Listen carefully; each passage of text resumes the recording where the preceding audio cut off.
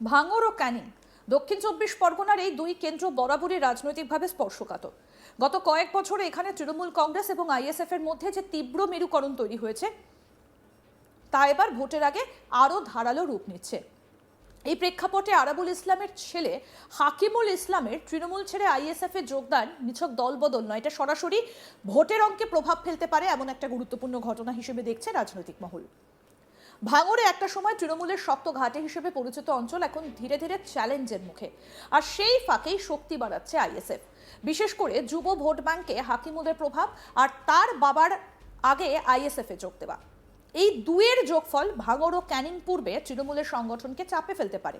ফলে আসন্ন ভোটে এই দুই কেন্দ্রে তৃণমূল আইএসএফ লড়াই যে হাড্ডাহাড্ডি হতে চলেছে তা নিয়ে সন্দেহ কমই আছে। অনেক আগেই তৃণমূল ছেড়ে আইএসএফ এ যোগ দিয়েছিলেন ভাঙড়ের পরিচিত মুখ আরাবুল ইসলাম। এমনকি আইএসএফ এর টিকিটে ক্যানিং পূর্বে প্রার্থীও হয়েছেন তিনি। এবার সেই ধারাবাহিকতায় তার ছেলে হাকিমুল ইসলামও দলবদল করলেন। বুধবার সন্ধ্যায় ভাঙড়ের কাশীপুরে একটা জনসভায় নওশাদ সিদ্দিকীর হাত থেকে আইএসএফ এর পতাকা তুলে নেন হাকিমুল। রাজনৈতিক বিশ্লেষকদের মতে এই যোগদান আইএসএফ এর সংগঠনকে মজবুত করবে, বিশেষ করে তরুণ ভোটারদের মধ্যে। হাকিমুলের ব্যক্তিগত জনপ্রিয়তা এবং স্থানীয় স্তরে তার প্রভাব আইএসএফ এর পক্ষে বড় ফ্যাক্টর হয়ে উঠতে পারে।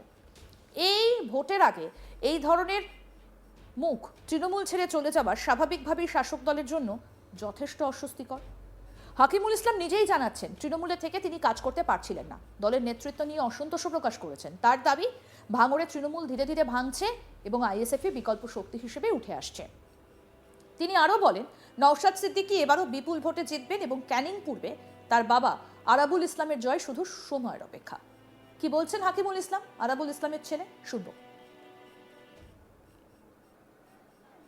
আছে তৃণমূল কংগ্রেসে থাকার মতো পরিস্থিতি নেই, যে এটা একটা পুরো ধাপ্পাবাজের একটা দল চলছে।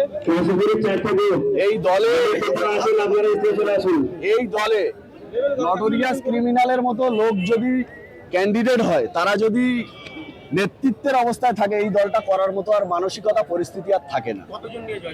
এখানে প্রায় 500 থেকে 700 জন মানে আমাদের তৃণমূলের কর্মী যারা ছিল, পুরনো তৃণমূলের কর্মী যারা ছিল, তারা আজকে আইএসএফ এ জয়েন করেছে এবং ভাইজানের নেতৃত্বে এখানে ভাঙড়ে ভাইজান অন্তত কম বেশি প্রায় 1 লক্ষ ভোটের কাছাকাছি ভোটে জিতবে, আইএসএফ জিতবে। শুধু ভাঙড় নয়, আমাদের জেলায় বেশ কয়েকটা সিট আইএসএফ জিতবে। এই বিষয়ে আরাবুল ইসলাম কি বলছেন আইএসএফ এর প্রার্থী, শুনবো। আপনার ছেলে জয়েন করলো, আপনার এবং নওশাদ সিদ্দিকীর হাত ধরে কি করবেন? একটা ব্যাপার বলি, আমরা হাকিমুল জয়েন করছি না, বেশ কিছু তৃণমূলের নেতারা ব্যঙ্গ করছে। বেশ কিছু তৃণমূলের নেতা যাদের চুল নেই, যাদের চুল ধরতে মূল নেই, যাদের সাথে 10টা লোক নেই, তারা যদি ব্যঙ্গ করে তাহলে কি ভাবতে হয়? হাকিমুল তো আইএসএফ করবে, তার বাবা আইএসএফ এ জয়েন করেছে, ক্যান্ডিডেট হয়েছে, সে আইএসএফ করবে না? সে কি তৃণমূলটা করবে, ওদের দলটা করবে, ছাত্রদের দল? সেই কারণে আমি বললাম যে তড়িঘড়ি জয়েন করে দাও, কোনো দরকার নেই, তুমি মাঠে নিয়ে পড়ো। তোমার জেলা পরিষদের মেম্বার আর খাইয়ে দেবেন, ও জেলা পরিষদের মেম্বার তোমার খাইয়ে দেবে। ওই জেলা পরিষদের কোনো দাম নেই, তৃণমূলের জেলা পরিষদ বলার, মেম্বার বলার, প্রধান বলার, যা করে একজন ছড়ি ঘোড়া। তাতে সেই দলে কারা থাকে? 100% শক্তিশালী হলো। ও আজকের প্রায় 1000 কণিক লোক ওর সাথে এসে, সব যুব ছেলেরা, তরুণ ছেলেরা যারা লড়াই করতে পারে, সেই ধরনের ছেলেরা এসছে। আমার নিজের ভাই মেম্বার, সে গত পঞ্চায়েতে ফেয়ার ইলেকশনে 350 ভোটে জিতেছে, সেও আজ জয়েন করেছে। এরকম আমাদের আরও একটা সেট প্রায় 1000-2000 ছেলেরা জয়েন করবে, পাট করে আমরা করাচ্ছি। এটা ধরো পলিয়াড 1-2 আর শানপুরে আকিবুলির বেশ কিছু বন্ধুরা আছে, ভালো ভালো ছেলেরা, তারা জয়েন করেছে। তাই আমি মনে করি নওশাদ সিদ্দিকীর হাত শক্তিশালী যেমন হলো, এখানে জেতার পক্ষে নিশ্চিত হয়ে গেল। এবার আপনাদের শোনাবো কি বলছেন নওশাদ সিদ্দিকী। ভাঙড়ের তাজা নেতার কাছে একটু বক্তব্য শুনতে হবে তো নাকি? এখন ভাঙড়ের তাজা নেতা ক্যানিং এর নোটোরিয়াসের ঘুম হারাম করে দিয়েছে, আমরা এখন ওনাকে ভাঙড় ক্যানিং এর নেতা করে দিচ্ছি, তাই তো? আজকে একজন মিডিয়ার ভাই প্রশ্ন করলো যে আপনারা দুই ভাই ক্যানিং পূর্বে প্রচারে যাচ্ছেন না কেন? আরাবুল ইসলাম কি বলির বাঁকড়া করলেন? আমি বললাম এক আরাবুল ইসলামকে ওরা সামলাতে পারছে না, তারপর আমরা দু ভাই গেলে আর কি করবো। যদিও বিষয়টাকে তেমন গুরুত্ব দিতে নারাজ তৃণমূল, ভাঙড়ের তৃণমূল প্রার্থী শওকত মোল্লা কড়া ভাষায় আক্রমণ করে বলছেন, বাবার মতো ছেলেও একটা পচা কাঁঠাল, ওদের কোনো ভোট ব্যাংক নেই। এই বিষয়ে আমাদের প্রতিনিধি প্রসেনজিৎ সাহা কি প্রতিবেদন তুলে ধরেছেন দেখবো এবার। এবার বাবার পথেই হাঁটলেন ছেলে। ভাঙড়ের তাজা নেতা আরাবুল ইসলামের ছেলে হাকিমুল ইসলাম তিনিও যোগ দিলেন আইএসএফে। তৃণমূল ছেড়ে আইএসএফে যোগ দেওয়ার সিদ্ধান্ত বেশ কিছুদিন আগেই নিয়েছেন আরাবুল ইসলাম। ইতিমধ্যেই আইএসএফের তরফ থেকে তিনি প্রার্থীও হয়েছেন ক্যানিং পূর্ব বিধানসভা কেন্দ্রে। আর বাবার পথে হেঁটে এবার আরাবুল পুত্র হাকিমুল তিনিও যোগ দিলেন আইএসএফে। নওশাদ সিদ্দিকীর হাত থেকে আইএসএফের দলীয় পতাকা তুলে নেন হাকিমুল ইসলাম। হাকিমুল দক্ষিণ 24 পরগনার জেলা পরিষদের সদস্য। এতদিন তৃণমূল দলেই ছিলেন, তৃণমূলের টিকিটেই জেলা পরিষদের সদস্য হয়েছিলেন তিনি। তবে তৃণমূলে তিনি একেবারেই কাজ করতে পারছিলেন না, তেমনটাই দাবি হাকিমুলের। আর তাই তৃণমূল ছেড়ে আইএসএফে যোগদানের সিদ্ধান্ত নেন তিনি। সেই মোতাবেক বুধবার সন্ধ্যায় ভাঙড়ে একটি আইএসএফের জনসভা থেকে নওশাদ সিদ্দিকীর হাত থেকে এই পতাকা নেন তিনি আইএসএফের, এবং তৃণমূল ছেড়ে পাকাপাকিভাবে তিনি আইএসএফে যোগদান করলেন। হাকিমুল দাবি করেছেন তৃণমূল থেকে একেবারেই কাজ করতে পারছিলেন না, আর ভাঙড়ে প্রতিনিয়ত ভাঙছে তৃণমূল কংগ্রেস, তাই আইএসএফে যাওয়ার সিদ্ধান্তই সঠিক বলে মনে করেছেন তিনি।